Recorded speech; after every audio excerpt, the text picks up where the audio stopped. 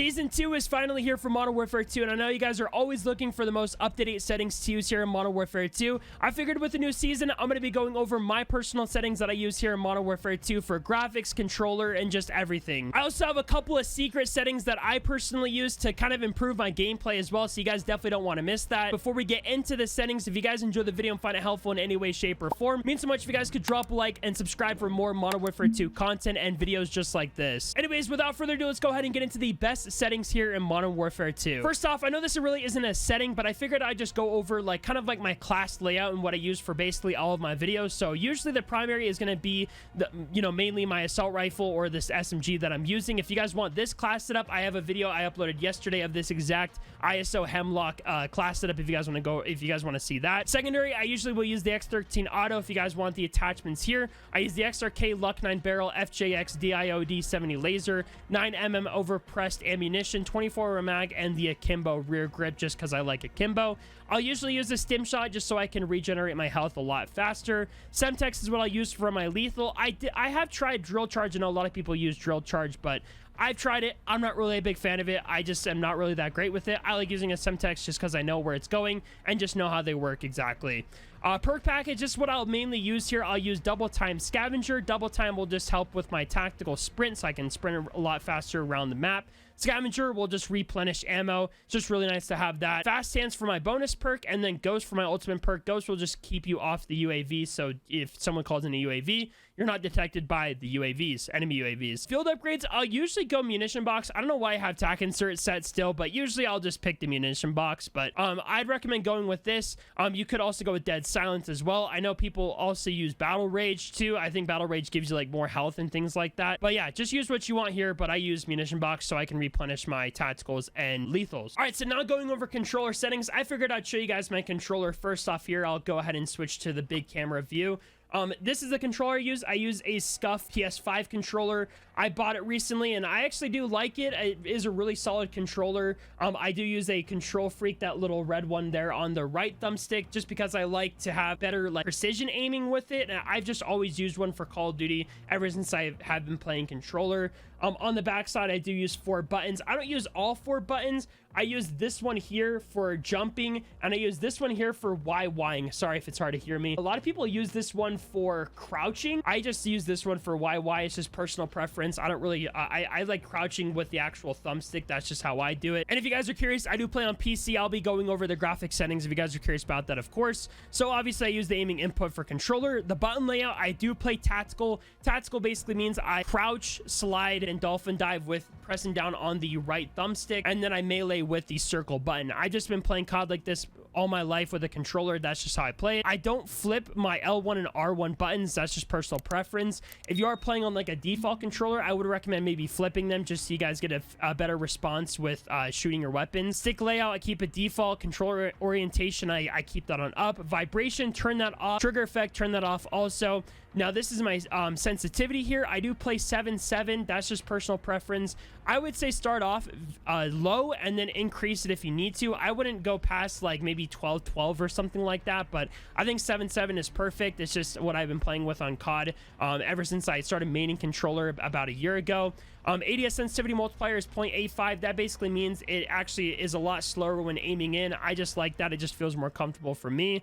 Sensitivity multiplier, I keep that the same. Down sight behavior, hold, sprint tactical, change zoom. I don't think that matters either. Automatic sprint, I do recommend putting on automatic tac sprint. Basically what that means is when you're pressing up on your right thumbstick or whatever you move with, you're going to be auto tactical sprinting. You're basically going to be moving around like a freaking demon. Equipment behavior, hold, ADS melee.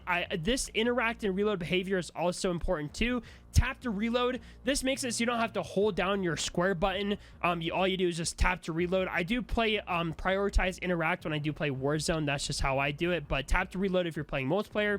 Armor plate behavior, apply all of that. It doesn't really matter for multiplayer. Target aim assist on.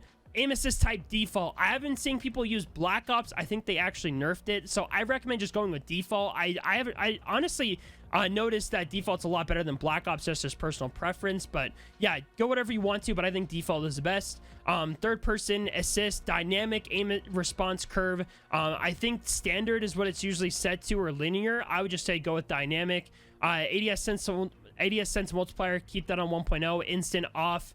Input dead zone, this is also very important too. I don't really have that much stick drift, so I keep mine on 4.4. You want to basically go as low as you can until the stick drift is like super crazy. If you have to crank this up all the way, it might be time for, you know, to replace your thumbsticks or get a new controller. But I keep the left trigger and right trigger also on 0.00. That basically means whenever you press down on your trigger, it is instant and there's no like delay or anything like that. Left stick and right stick max, I set that at 1.0 also. I don't do gyro. I've tried it. It's very weird. Don't do gyro unless you like absolutely have to. Tactical sprint behavior, I do double tap. Auto move forward off. Everything else is off. Standard movement, plunging underwater. I think slide and dive behavior, people actually use inverted, so they actually hold to slide and tap to dive, just because diving is like the meta. But I just keep that on standard. I like how it has been on Call of Duty ever since Modern Warfare 2019. Parachute auto deploy on, sprint door bash on, mantle only off. I don't think any of this is crazy important. Let me see.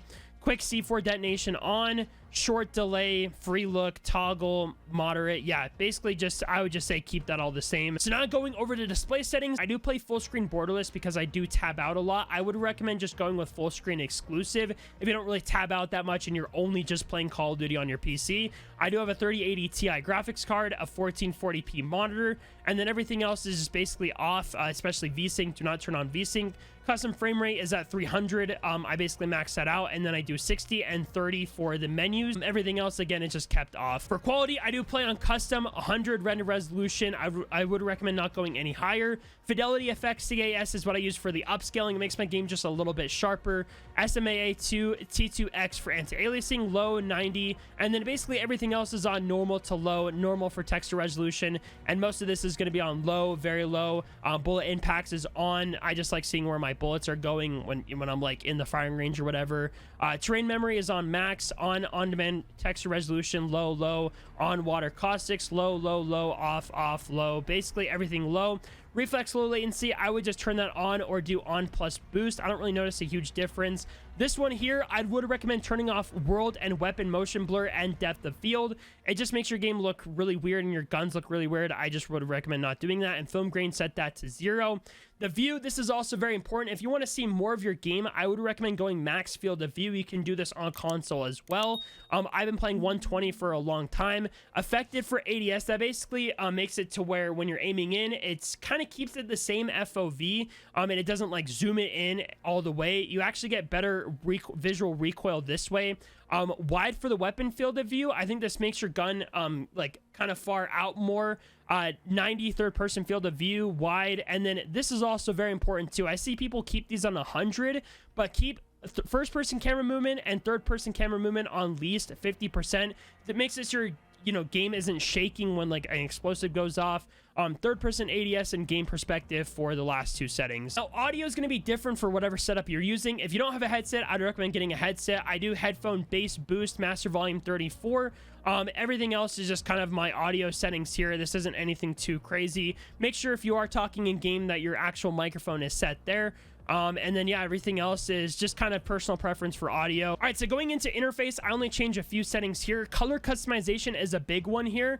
You can set a color filter to make your game look a little bit different if you want to, but this one is very big. I don't think you can do this on console. Correct me in the comments if you can or can't.